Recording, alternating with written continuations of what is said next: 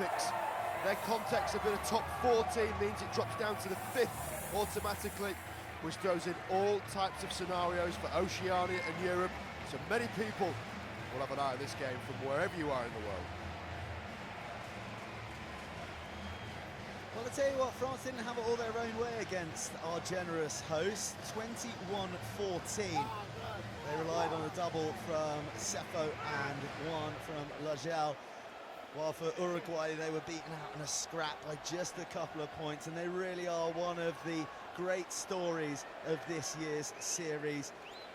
Great Britain, South Africa, GB among their scalps, and they've really brought a lot of joy. And they've been great, haven't they? Lucky enough to have been commentating with you when they won that qualification match. Well, masks are off, some stay on. But now Uruguay, the dizzy heights. Okay. The World 7 Series doing what they knew they could do, but very few others perhaps did. So Mateo, Viñals, all masked up, but for all 14 out there, it's game faces on. France, a win takes them to the quarterfinals. Uruguay need victory over a team that has really hexed them in the 2 times they've met. An aggregate score of 76-10 between these two. And France, well, they were beaten out in the Vancouver final by another South American foe. Can they do it against Uruguay, who, I have to say, I'm absolutely loving that change of kit. I was going to say, as a man who wears some pretty out there shirts, what are your thoughts on it? Sit! It would sit very pretty in my wardrobe, is the answer to that, Rob Hickman. Well, that excludes 99% of the other population, then.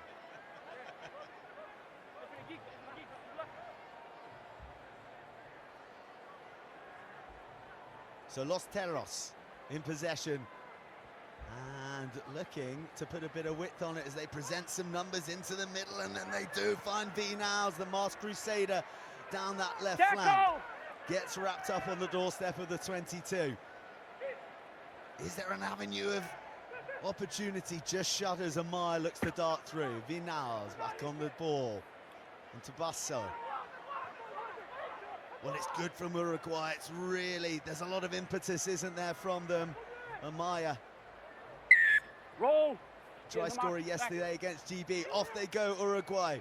Looking to drive the tempo. Oh! An extravagant out the back door offload from Ardao. Doesn't go to hand. But a nice bright start from Uruguay. You want the line out? How about that, though? If that came off, you're banking it as one of the old times. Love that intent. Uruguay just don't fear anyone, and it's brilliant. Well, Perez picks one up off his bootstraps, and that's a good strong hit coming in from Basso. Muscular defense from Uruguay. That looked like a fumble from Perez. France being made to really work to get out of their 5-meter line. The timing, perfection of the hit. And the lesser spotted more, are we going to see held up? Yes, we are. Well, I've got a look of confusion on my face because it looks like we've been watching 15s for the last 2 minutes there from France. 3 players in a 10-meter channel, taking the contact, both times banged by Uruguay. The maul becomes unplayable, therefore it's static and gets a turnover. This is a great contact. Amaju's looked good ball in hand. Without it, pretty formidable. Make sure you hook. This stays in the air, becomes a maul, it's contestable. 5 players committed from Uruguay at one point there. And as it's static, as the referee shows you, turnover possession now, ball for Uruguay, just 5 meters away from the French line. Guillermo Lijtenstein, straight guichet. The most famous head in World Rugby Sevens. Right. After his headed setup earlier in the season from the penalty. Oh, not an opportunity to go quickly. Ardao looks left, looks right, goes to the right. Asking France to bring the tackles. Here we go, numbers to this right flank, needs a finish. Oh, it's wonderfully acrobatic. Does he get it down? He's not so sure, no one's sure. Yes, we are sure. Brilliant finish. Well, he's living up to the Crusader tag. Viñals there, that was a brilliant leap You know people are going to come in from the side, so if you take flight, you've got a chance of riding that collision. The offload outstanding though, that's what got them there. Flick out the wrist, right on the money, 2-on-1.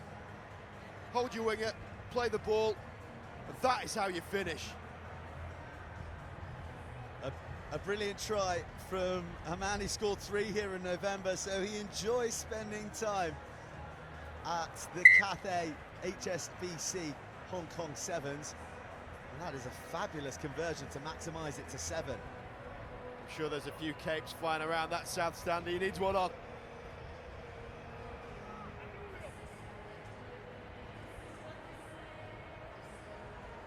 Well, hugely instrumental, 15 tries in his 7 outings, and well, his debut came right here. In fact, 7 of the squad here today made their debut here back in November. It is some journey that these Uruguayans are going on. It's one that they are loving every second of. Speaking of seconds, there aren't many left of this second half, and we haven't even really spoken about France. No, 3rd in the series. Provided the like of Villiers, Dumortier from the Sevens programme. Villiers, who was indeed player of the tournament when France made the final, and he moves to go. But they're uninspiring so far. Let's see what they've got.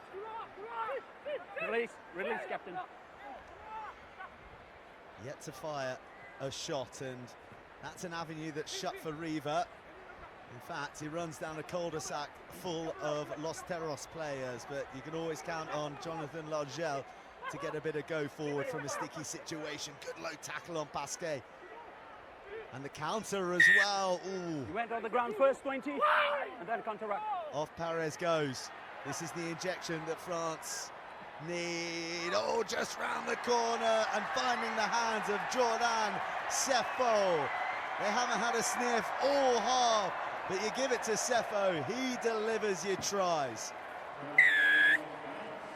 I said about how static the French have been, very rarely taking the ball forward. It's the penalty that gave Perez chance to take on the Uruguayan defenders, but what a ball it was. Tricolores rightly flying.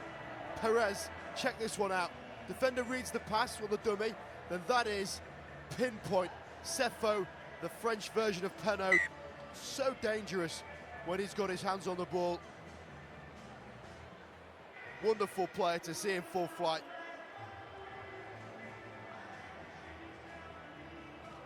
He's just so lethal, isn't he? Perez gets the conversion. And we are at 7 apiece with seconds left of this entertaining first half. And that's missed by Uruguay. But eventually, they gobble up the crumbs. Real contest at that breakdown at the moment. Fearsome stuff. And Uruguay are looking to play. Oh, the physicality. Bumped back. That was Lorgel sat down as well. Well, a half that's gone by in an absolute flash and delivered us 2 very nice tries indeed. Leaves us at 7 apiece going into half-time.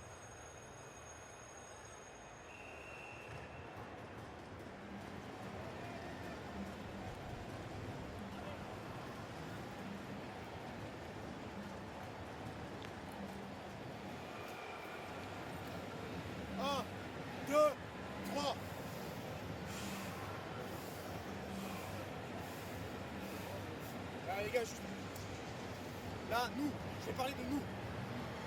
On est en train de trop dans leur jeu. Donc nous, on va faire l'effort de recharger, d'aller déplacer ce ballon dans les couloirs. Il faut les faire courir. Ça sert à rien d'aller dans leur zone, ils veulent que ça, ils veulent du combat, ils veulent nous casser les coups dans les rucks, du contre-requet, gratter, ils sont toujours à 2 sur le porteur. Nous, bien cortito, bien cortito. Con el control de la pelota. Sí, la pelota un poquito más arriba del rubio. No pasa nada, dale. Pero después que venga, vamos, tranquilo. Estemos de pie, no nos metamos al pedo. Vamos, bajemos las infracciones que lo estamos controlando ahí. Vamos, con bloque a todo. Vamos, cuando subimos y enseguida bajamos rápido a recuperar. ¿Entiendes lo que digo?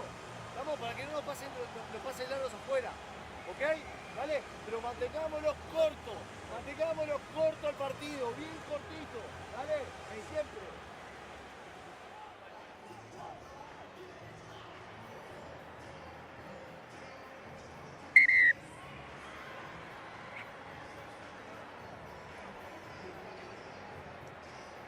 Well, after this, we have women's 9th place semi-final action on the horizon with Spain versus Hong Kong, China. And that'll be followed by Japan and Brazil. But for the time being, it's all eyes on this fascinating affair, and one where Uruguay, prior to this match, have played 4 halves of rugby against Les Bleus, and they've been held scoreless on 2 of those. But they are in this match more than they have been across the series. Locked at 7s and in possession. Wow, the just glint of light, almost taken advantage of. They're dragged down. Viñals, the try scorer, commits 2 defenders. Largel goes in to disrupt, but it's futile, and Uruguay have numbers. They miss one and they back their gas. Oh, gets rid of the man, then a little double pump. Finds the inside trail run of the support Tackle runner. now, Blue.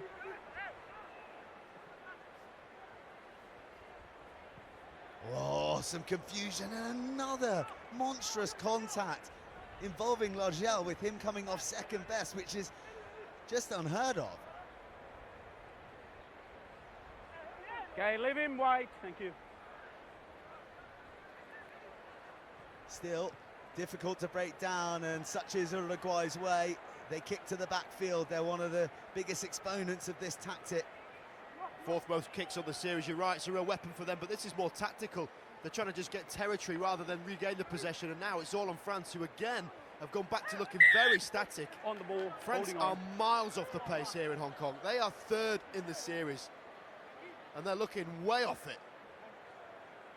Well, they hit some extraordinary numbers in Vancouver. Let's go, 45 offloads. Their defence was super Bring someone up. stingy as Okay, well. time off. We got They sub. really were impressive and well worth their value in getting to the final.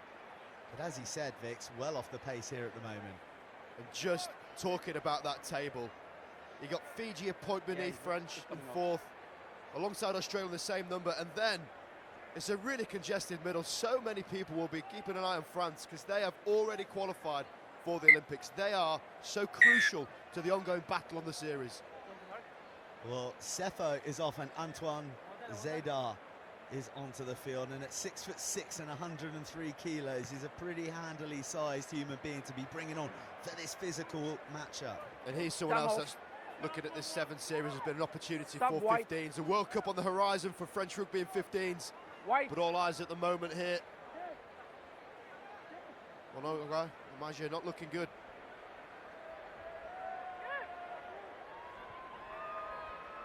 Down the con. But the changes being rung all round.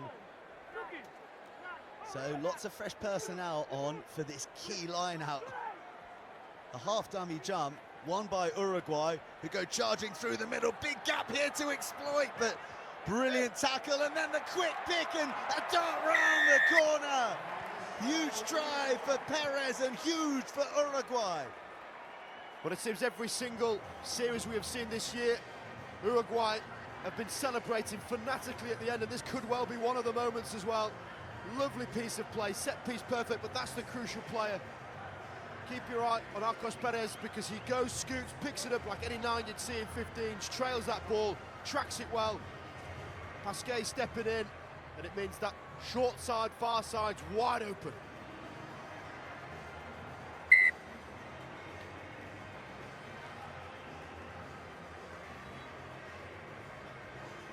And that conversion makes things even Come off. more interesting. 4 minutes on the clock, 7 minutes Uruguay leading by 7. And it goes back to that kick opportunity. That's tactically astute from Uruguay. Thank you. Their strength is ball and foot. Ready? Yes, Their we're gonna passion help. is often their X factor. They are Come on. absolutely in this contest. The French need a grip of this game. Well, they were a conversion and maybe a Will Homer try-saving tackle away from beating GB, and they're trying to manage the clock here. He's looking up at the big screen and taking as long as he can. And it's not going to pay dividends because France go scampering away until the offload is picked off. The Uruguayans can breathe a sigh of relief, although they have to resource this ruck a little bit more. Blue jerseys pouring through. Very, very messy in there. Again, 5 players committed from Uruguay. There's only 2 on the whole 60 metres of width out wide it. But that's a fantastic outcome you mentioned about counting the clock, Joe. Absolutely spot on. Uruguay know the context. They've got really wise heads. They've been in some pivotal games this year. Not only have they hit 10 iconic cities at the back end of this year, but they're taking some scalps along the way.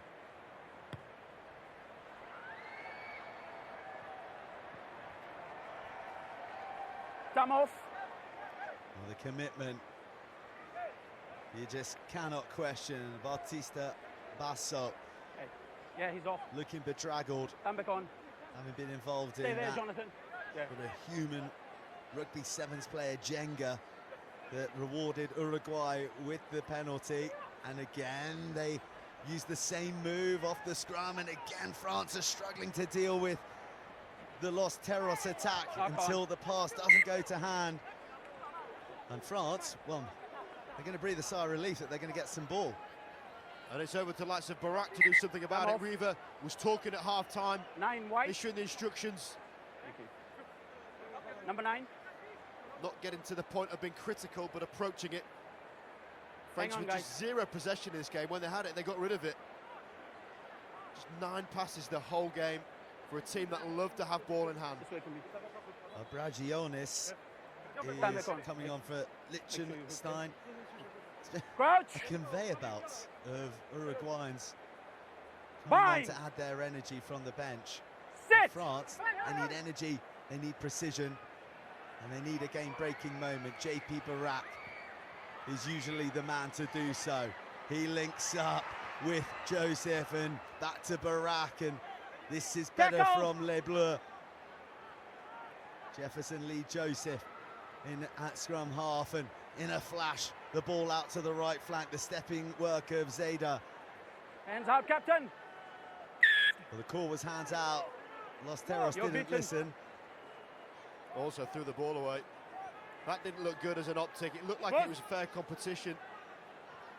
But the ball thrown away in sevens is 0 tolerance on that. If you don't leave the ball instantly, it's 2 minutes on the sideline. That could well be a lifeline the French very much need, as you'll see. Number 3 next to their name for a reason.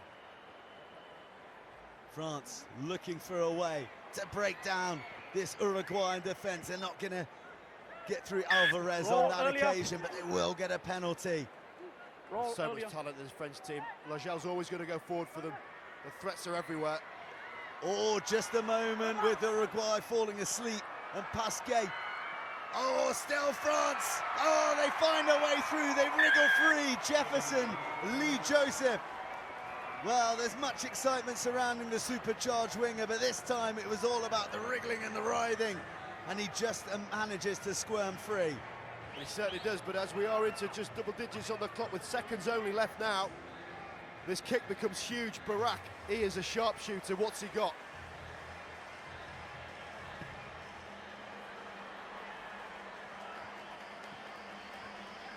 He hasn't got what it takes on this occasion, so a good finish, a necessary finish, but not enough to draw France level. They'll need a score if they're going to snatch this from Los Terros. Oh, this is massive. This is massive. Uruguay on the cusp of yet over what seems an obligatory celebration at the end of the game, but they've got to get the ball first. Well, they knock forward, and it's in the hands of JP Barak, who receives it on the 1-2. Still Barak. Oh! A bone cruncher to stop him in his tracks. The hooter blows. Uruguay fighting so hard, but they can't fight enough. Jefferson Lee Joseph at the double and snatching victory for Les Bleus. Well, often in rugby and in sport in general, if you put the effort in, it comes to fruition, but this isn't necessarily the case in this game. Uruguay all hands on knees, devastated. They know how close it was. This action was the knock-on that gave the French the ball back, and then, as we mentioned, power pace across the flank. They're third on the series for good reason, and that is how you pull out a victory out of nowhere.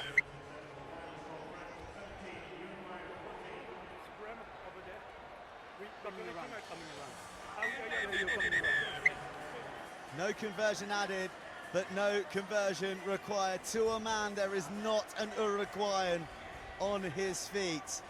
Exhausted physically, exhausted emotionally, and eventually exhausted by France. They win 17-14 in a thriller.